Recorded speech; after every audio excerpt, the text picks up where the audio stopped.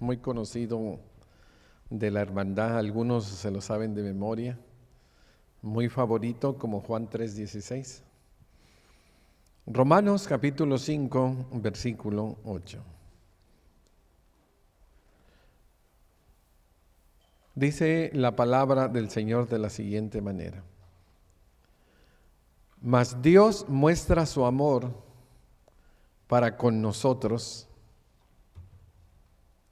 en que siendo aún pecadores, Cristo murió por nosotros. Hoy quiero hablar especialmente a todos aquellos que aún no han venido a la salvación. Aquellos que nos visitan de hace algunos años, algunos meses o algunas semanas. Quiero hablarles acerca de el propósito de venir a la iglesia. El propósito, hermano, de los que ya somos cristianos es adorar a Dios y tener comunión los unos con los otros, de ser un testimonio vivo en esta comunidad. Pero el propósito, hermano, de aquellos que no son cristianos debería de ser el convertirse, el venir a los pies del Señor, porque ese fue nuestro propósito cuando nosotros visitamos la iglesia. Y tarde o temprano nosotros tenemos que enfrentarnos con ese crucificado. Nos tenemos que enfrentar con Jesús en la cruz. Y hoy quiero hablar precisamente de la muerte de Jesús. Vamos nosotros a hablar de que el Hijo de Dios murió en una cruz, y vamos a hablar, hermano, primeramente que Él no debería de haber muerto. La muerte de Jesús fue una muerte inmerecida.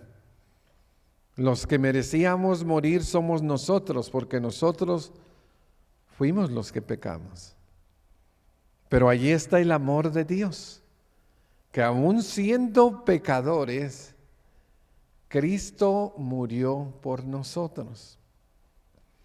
Pero también vamos a hablar, hermanos, de que la muerte de Jesucristo fue sustitutiva. Esto significa que Él tomó el lugar de otra persona. Él era santo y Él tomó el lugar del pecador. Y esto es lo que cada uno, cuando viene a la iglesia, tiene que analizarlo, reflexionarlo, y un día hay que enfrentar a Jesús en la cruz. Y también al final te voy a hacer una invitación, por si hoy tú quieres entregar tu vida a Cristo. Te voy a decir brevemente el plan de salvación, para que cuando tú vengas, tú sepas exactamente lo que estás haciendo. Empecemos, hermanos, con la muerte inmerecida. Realmente, hermano, hay personas que sí merecen morir, porque han hecho, hermanos, delitos muy tristes. Hay personas que han asesinado, hermano, en serie. Hay personas que han violado, han robado, han matado, han hecho atroces, hermano. Y a través, hermano, de huellas digitales, ADN, hoy tenemos cámaras. Bueno, llega un sistema de justicia, hermanos, y algunos los toman preso y les dan, hermanos, un juicio y una sentencia. Y la sentencia, hermano, es la inyección letal o la silla eléctrica, en algunos países la horca. En el tiempo de Jesús, hermano, la muerte era a través de la crucifixión. Pero el Señor Jesucristo, Él muere en una cruz, pero la muerte es inmerecida. Él no debería de morir porque Él es inocente, hermano. Mira las características que se nos dice de Jesús. Después de que Él resucita, asciende al cielo y es el sumo sacerdote, pero mira cómo son sus características.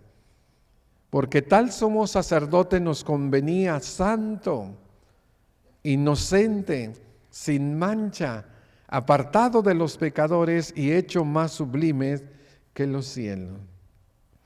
El único ser humano, hermanos, que llevó la inocencia de la niñez a la juventud y a la madurez, el que no tuvo ningún mal pensamiento, no dijo ninguna mala palabra y no tuvo ninguna mala acción, este fue el Señor Jesucristo.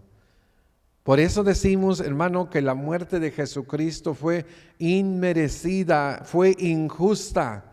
Le hicieron, hermanos, una aprehensión injusta, un juicio injusto y una sentencia injusta. Él murió, hermano, inmerecidamente. Él no merecía morir, pero Él murió, hermanos, por amor a nosotros. Entonces, ¿quién debería de estar en la cruz o en las cruces? Bueno, hermano, nosotros, porque nosotros somos culpables. La Biblia dice en Romanos capítulo 6, del versículo 21 y luego el 23 dice, Pablo, cuando eras esclavos del pecado, eras libres con respecto a la justicia. Pero ¿qué fruto tenías de aquellas cosas a las cuales os avergonzáis? La esclavitud, hermano, hoy la conocemos como adicción. La adicción a las drogas, la adicción al alcohol, la adicción a la pornografía, la adicción a la inmoralidad sexual, a la fornicación, al adulterio, a tantas adicciones. Eso es la esclavitud, hermano, del pecado. Y dice el Señor que el fin de ello era, pues vergonzoso, hermano. Vergonzoso, en tinieblas y en oscuridad, todo eso, hermano, se practica, aunque en nuestros días hay gente que ya practica eso, inclusive en el aire libre, públicamente. Pero luego dice el apóstol, porque el fin de ellos es muerte, porque la paga del pecado es, ya te lo dijo. ¿Cuál es el fruto de pecar? ¿Cuál es el fruto de los vicios, de las adicciones, de tomar esa decisión? Porque el pecado es una decisión, hermano. La decisión de desobedecer a Dios, una decisión de obedecer al diablo, una decisión de dejarse llevar por sus pasiones, por sus concupiscencias, una decisión propia, hermano. ¿Cuál es el fruto de esa decisión? Pues dice que es muerte y es una paga, pero la dádiva de Dios es vida eterna en Jesús, Señor nuestro. Aquí tenemos, hermano, la realidad, que cuando nosotros mentimos, morimos. Cuando nosotros robamos, morimos. Cuando nosotros hicimos esto y aquello, morimos y no tenemos ni siquiera tantas vidas, hermano, para pagar tantos pecados, nomás tenemos una vida. Porque la paga del pecado, un pecado, es la muerte. Pregúntale a Adán y Eva, ¿cuántas veces pecaron? Una vez. Cuando venimos a la iglesia, hermano, tenemos que enfrentarnos con Jesús. Y allá está Jesús, hermano, en la cruz. Y Él está muriendo, hermanos, inocentemente. Y Él nos está, hermanos, tomando nuestro lugar. Nosotros son los que deberíamos de estar ahí. Entonces, ¿por qué crucificaron a Jesús si era inocente? Bueno, hermano, es que en este mundo hay muchas cosas que se hacen a través de la ignorancia. En los países de América Latina, hermanos, países especialmente pobres, donde no están enseñados ni culturizados, hermano, ni tampoco pueden prevenir peligros obvios.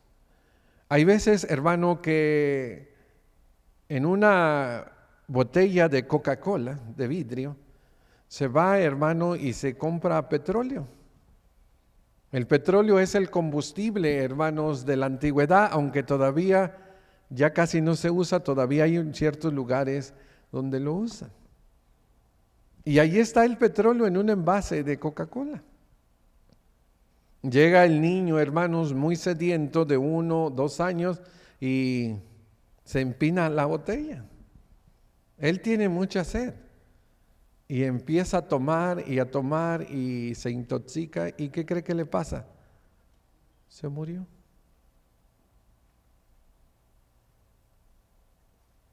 Hay muertes, hermanos, por accidentes. Hay muertes por ignorancia. Y la muerte de Jesús, hermano, fue por ignorancia. Dice Pedro en Hechos capítulo 3, matasteis al autor de la vida, a quien Dios resucitó de los muertos, de lo cual nosotros somos testigos. Está haciendo una acusación al Sanedrín porque ellos fueron los que lo sentenciaron y lo mandaron a morir. Y luego dice en el versículo 17, pero ahora, hermanos, sé que ¿por qué? Por ignorancia lo habéis hecho, como también vuestros gobernantes. Esto es algo, hermano, terrible. Ellos estaban esperando al Mesías por 400 años orando de Antiguo Testamento al Nuevo. Y cuando vino el Mesías, hermano, no lo conocieron. Cuando vino el Mesías, hermano, le dijeron que era un impostor. Dijeron que no era el Hijo de Dios. Y ellos empezaron, hermanos, a llenarse de celos, de envidia y lo llevaron a la muerte. Y todo esto fue por ignorancia. Si ellos hubieran sabido, hermano, que era el Hijo de Dios, ¿tú crees que lo hubieran crucificado? ¿Tú crees que si ellos hubieran sabido que era el Mesías que prometía el Antiguo Testamento, el Redentor, ellos lo hubieran crucificado? No, hermano. Los gobernantes tenían un velo. Los gobernantes, hermanos, son aquellos como Pilato, como Herodes y el Sanedrín, que también tuvieron parte, hermano, en todo esto y mandaron a crucificar a Cristo. Tenemos que encontrar en nuestro corazón cuando venimos a la iglesia esto, hermano. Jesús está muerto en la cruz, está derramando su sangre, pero lo está haciendo inmerecidamente. Él es inocente, yo soy el culpable. Y murió por la ignorancia de aquellos tiempos. Pero también tenemos que encontrarnos, hermano, en la muerte de cruz, diciendo cuál fue el propósito que Jesús, Él mismo, hermano, entregara su vida, que Él mismo tomara los clavos, que Él mismo, hermano, muriera en una cruz. Él dijo en Juan capítulo 10, a mí nadie me quita la vida. Y realmente, hermano, no hay poder en la tierra que hubiera crucificado a Jesús. Ni las legiones romanas, ni aunque todos los ejércitos del mundo, hermano, se juntaran. Pilato, cuando está frente a Jesús, le dice, ¿no sabes que yo tengo poder para matarte y para darte vida? ¿Y qué le dice Jesús? No tendrías ese poder si no te fuere dado de lo alto. Hermanos, ¿cuál fue el fin? ¿Por qué Él puso su vida? ¿Por qué Él se entregó a sí mismo por nosotros? Bueno, hermano, porque la muerte de Cristo es sustitutiva. ¿Y esto qué significa? Pues significa, hermano, que Él está muriendo en vez de ti. Así de simple. Tus pecados de pensamiento, tus pecados de acciones y tus pecados de omisiones y cualquier otro pecado, Él lo está llevando en la cruz. Él está muriendo en tu lugar. Y lo hace, hermano, bajo el régimen o bajo la dispensación o bajo el Antiguo Testamento, porque así estaba escrito. Mira, en 1 Corintios 15, 3 y 4 dice Pablo: primeramente os he enseñado lo que asimismo recibí, que Cristo murió, ahí está, hermano, ¿por sus pecados o por los nuestros? Si Él no tenía pecado, no tenía que morir. No, es por nuestros pecados. Y dice, conforme a las Escrituras, y que fue sepultado y resucitado al tercer día, conforme a las Escrituras. ¿No te has pensado o no te has puesto a pensar por qué no vino Cristo primero y después se dio el Antiguo Testamento? ¿Por qué no fue al revés? Bueno, es que en el Antiguo Testamento Dios puso las bases, una ley que dio en el Sinaí. Y la ley, hermanos, allí tenía muchos requisitos. Decía que el hombre que pecare, ese hombre morirá. Pero Dios, hermano, puso un sistema de redención, un sistema que se le llama el sistema del sacrificio o sacrificatorio en el Antiguo Testamento. Que Dios sabía que el hombre iba a pecar, que la mujer se iba a equivocar, y Él mismo puso una forma para que el hombre pecador o la mujer, hermanos, se acercara a Dios, y es a través de un sacrificio. Sin derramamiento de sangre no se hace perdón de pecados. Eso está establecido en la ley. Jesucristo es el Cordero Pascual. Jesucristo es el sustituto. Jesucristo es el sacrificio de la expiación que quita el pecado del mundo. Esto lo hizo, hermano, conforme a la ley del Antiguo Testamento, y murió en lugar de los pecadores. En 1 de Pedro capítulo 2 versículo 24 dice, hablando de Jesús, quien llevó Él mismo nuestros, ¿qué llevó? Nuestros pecados. Por eso su muerte es sustitutiva, porque Él no traía ningún pecado, pero Él muere por nuestros pecados.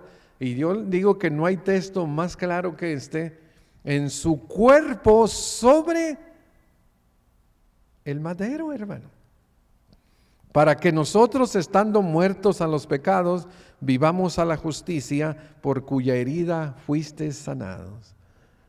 La muerte de Cristo, hermanos, fue inmerecida, porque Él era justo, santo, inocente. Pero también la muerte de Cristo es sustitutiva, hermano.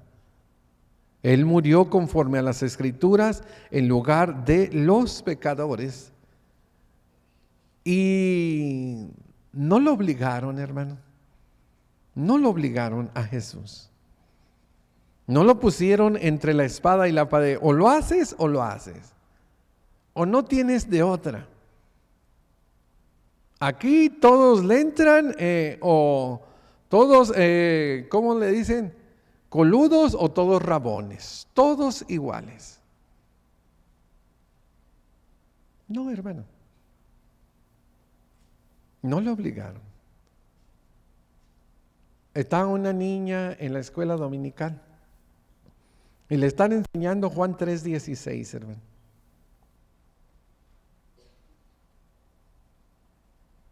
Y le dice, maestra, yo siento que yo amo más a Dios que a Cristo.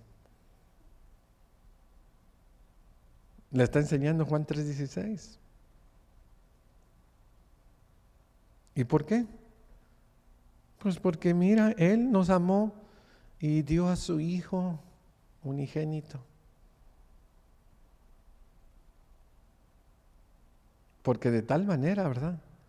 Amó Dios al mundo que dio a su Hijo.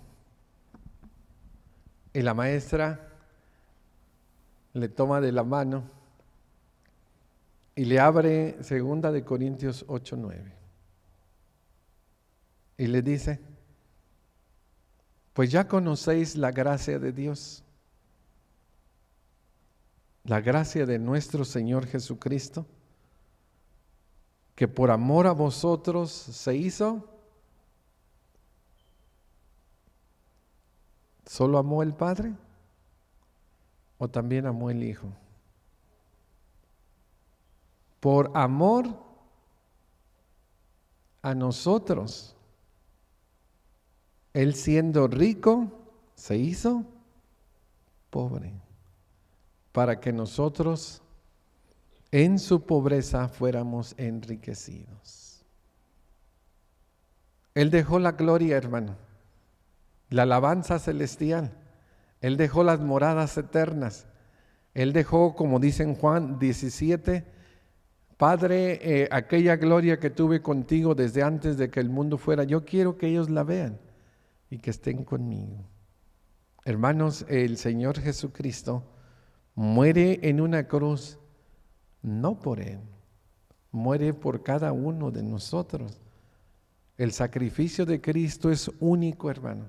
El sacrificio de Cristo es tan importante que dice el escritor a los Hebreos desde el 7, 8, 9 y 10, dice que se hizo una vez y para siempre, y que a través de ese sacrificio o de esa muerte obtenemos eterna redención.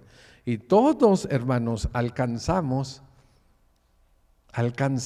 vida a través de la muerte del Señor Jesucristo, porque Él es Dios y Él murió en nuestro lugar. Hermano, la muerte de Cristo fue inmerecida, y esto nos debería de llevar, hermano, a lamentarlo y hasta llorar.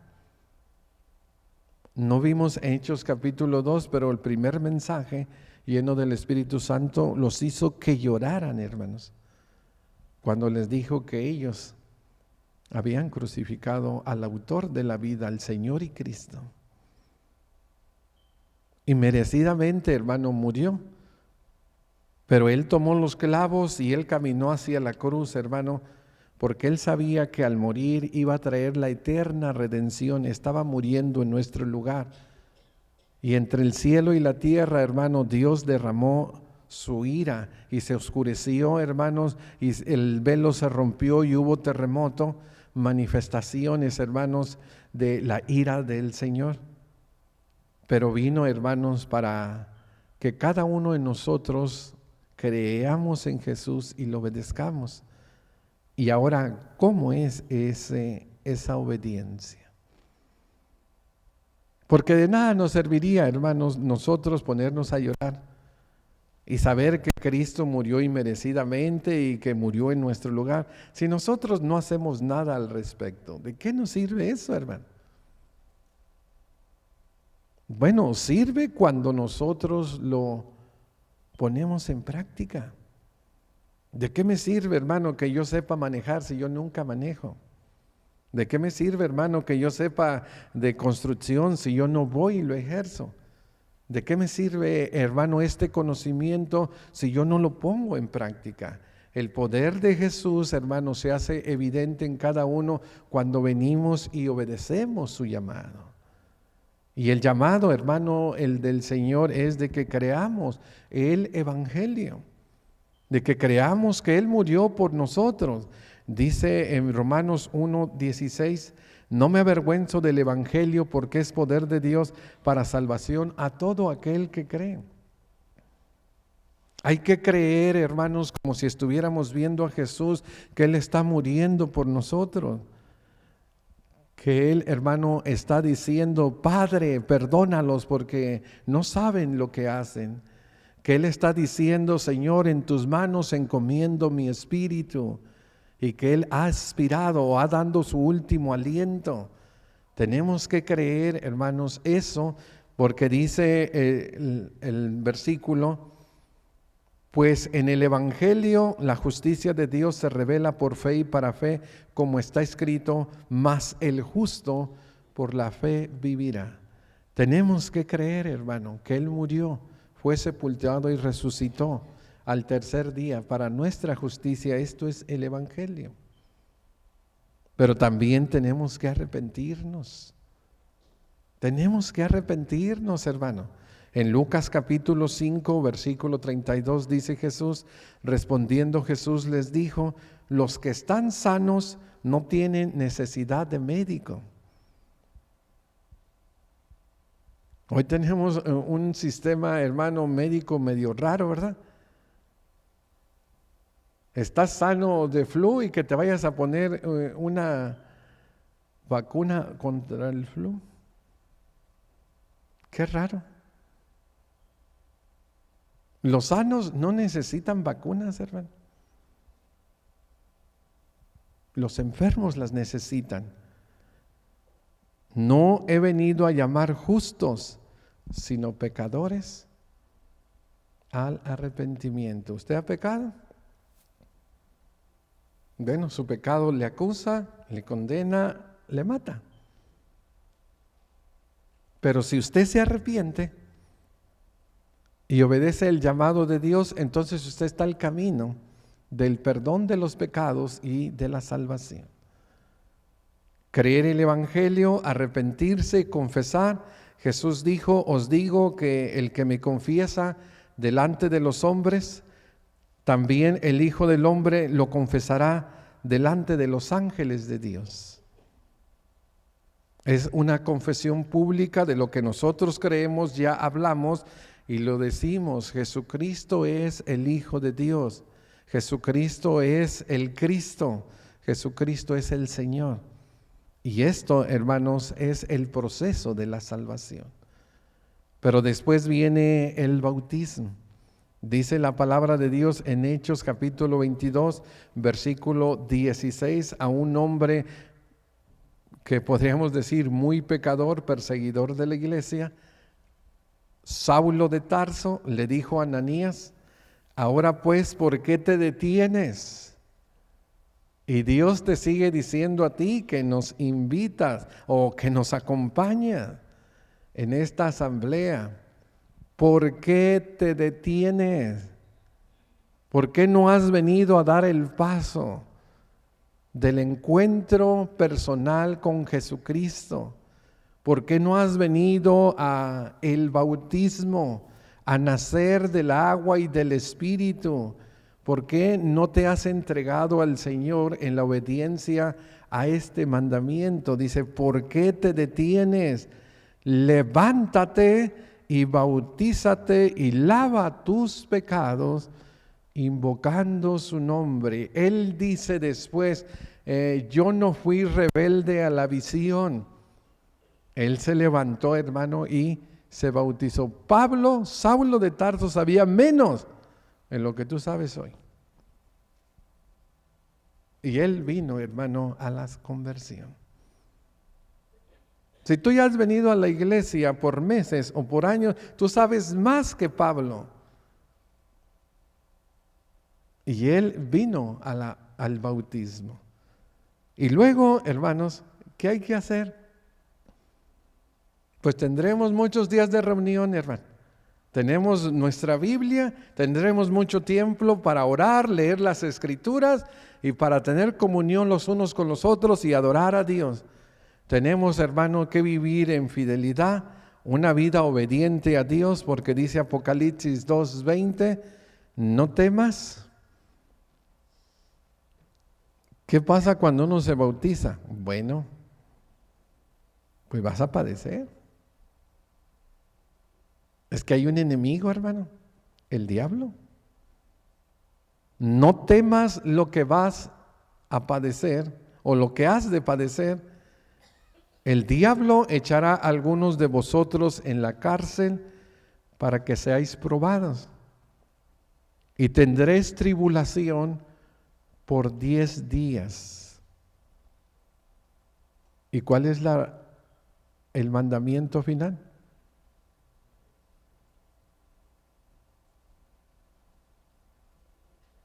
¿Cómo le vas a demostrar a Dios tu fidelidad si todo marcha bien? Hay una salud regocijante, relaciones muy, muy, hermano, armoniosas. Tienes dinero en el banco, hasta sale, vacaciones hasta Europa, andas en todos lados. ¿Cómo le vas a demostrar a Dios, hermano, tu fidelidad en eso? Pero cuando empieza la enfermedad, pero cuando empieza el problema de la economía, que ya te fuiste a números rojos y ya estás casi en embargo, y tú sigues fiel sin robar, tú sigues fiel confiando que Jehová proveerá, que no has visto justo desamparado ni que su descendencia mendigue pan. Tu fidelidad es probada y tú le demuestras a Dios que si Él da o quita, tú como Job no le atribuyes despropósito alguno. Dios tiene un propósito, hermano, y Él prueba la fe de cada uno de nosotros. ¿Vienes a Jesús hoy? ¿O no? Tu decisión. Pero si vienes, Él pide que no solo te bautices, sino que también seas fiel hasta la muerte. Y ya después de que vayamos 3 metros bajo tierra, o 6 pies, o lo que sea, o que nos incineren porque es lo que está de moda, pues el Señor nos dará la corona de vida. ¿Habrá alguien entre nosotros que haya decidido este día, Jesús murió inmerecidamente, debería yo de estar ahí? Pero Jesús murió y caminó a la cruz porque Él sabía que Él era santo y estaba muriendo en mi lugar. Yo quiero obedecer a Jesús. Si tú crees que Él murió, fue sepultado y resucitó al tercer día, tú puedes venir. Y tú estás arrepentido de tus pecados, si tú quieres dejar el mundo y seguir a Cristo, puedes venir. Si tú quieres confesarle, y el acto de bautismo es una confesión pública también. Tú quieres ser bautizado o bautizada para el perdón de tus pecados, te invitamos, hoy es el día de salvación. No lo tardes, como nos decían nuestros hermanos, el mañana solo le pertenece a Dios. La Biblia dice, si oyeres hoy su voz, no endurezcáis vuestros corazones. Hoy es el día de salvación. Vamos a ponernos de pie. Y si hay alguien que quiere venir a la salvación a través de la obediencia del bautismo, le invitamos. Hoy es el día de salvación.